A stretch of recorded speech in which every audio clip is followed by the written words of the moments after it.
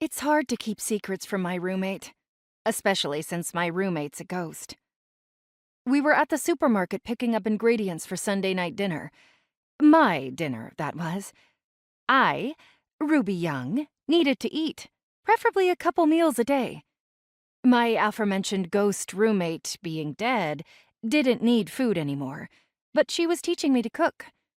Tonight's meal was eggplant parm, which was a little ambitious in my opinion, but Cordelia believed in me and was certain I could manage it. Even though Cordelia Graves was dead, she always encouraged me.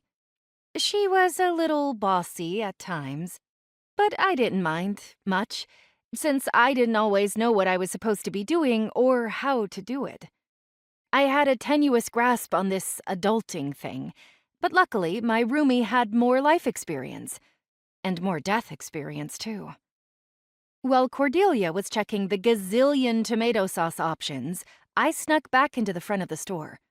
I passed the produce with a giant selection of eggplants that looked absolutely nothing like the emoji, and wound my way back to what I always thought of as the apology aisle, which was appropriate, considering I owed Cordelia big time. Just inside the front doors was a colorful selection of cut flowers and balloons, but that wasn't what I needed.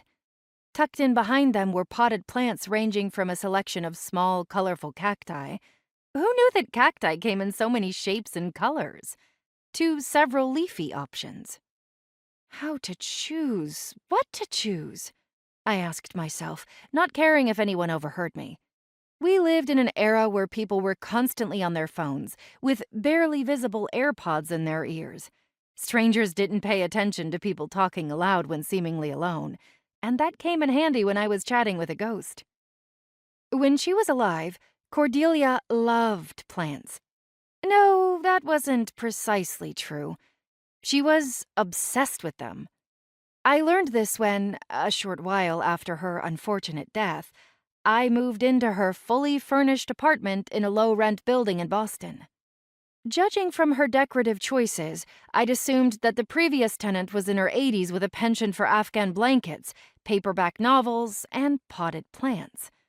It turned out that she was in her late 40s, and all of her furniture came from secondhand stores, which accounted for the old lady smell I hadn't quite managed to rid the apartment of yet. Her plants, in a variety of lovely, unique pots, turned the otherwise shabby space into a lush green jungle. Despite my best efforts to nurture them, they shriveled and died. All but one. I felt plenty guilty about killing them off before finding out that the previous occupant was still hanging around, in the form of a ghost. I couldn't bring Cordelia's plants, or Cordelia herself, back to life, but I could try to replace some of them. Looking through the selection at the supermarket, there were lovely purple flowers on one of the plants. I read the label. Requires lots of light. That won't do.